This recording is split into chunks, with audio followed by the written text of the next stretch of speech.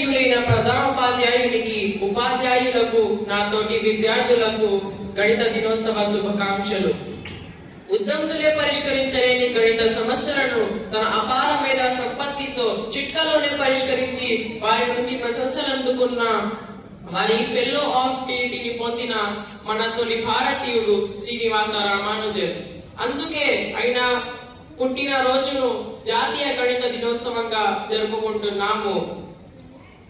ఓ నిరుపేద బ్రాహ్మణ కుటుంబానికి చెందిన తొంబళమ్మ శ్రీనివాస అయ్యంగర్ దంపతులకు 1887 డిసెంబర్ 22న ఆయన రామానుజన్ జన్మించారు.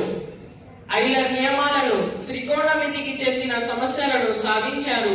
అల్జేబ్రా, అనలిటికల్ జామెట్రీ లాంటి విషయాలకు సంబంధించిన సిద్ధాంతాలను పెద్ద ప్రొఫెసర్లు సైతం నిరూపించలేని సూత్రాలను అలోకంగా పరిష్కరించారు.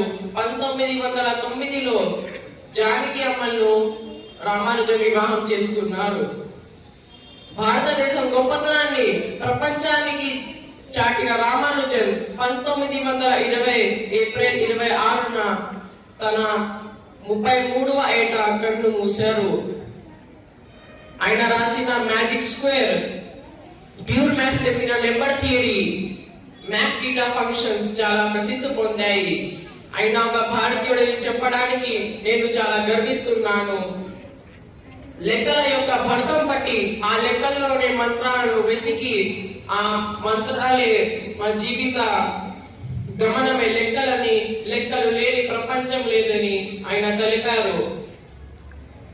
తమిళవాడమైన నీవు నిరుపేదలోనే మేధస్సు ఉందని, తెలివితేటలు ఎవరి సొత్తు కాదని, కాలానికి ప్రయోగాలు బోధిస్తూ శూన్యంలోనే సుష్పం ఉందని, డార్క్నెస్ లోనే ఒక లైట్ ఉందని ఆయన గ్రహించి, చాటి చెప్పలు మేధవే నీకు సాటి లేరు, నీకు ఎవరు పోటీ రారు, కనుకనే మీ గణిత విద్యార్థిగా మీ బాటలను నడవాలని అభిలాషతో ఈ చిన్న ఉపన్యాసాన్ని ముగిస్తున్నాను. అస్సలాము అలైకుం వరహ్మతుల్లాహి వబరకాతుహు.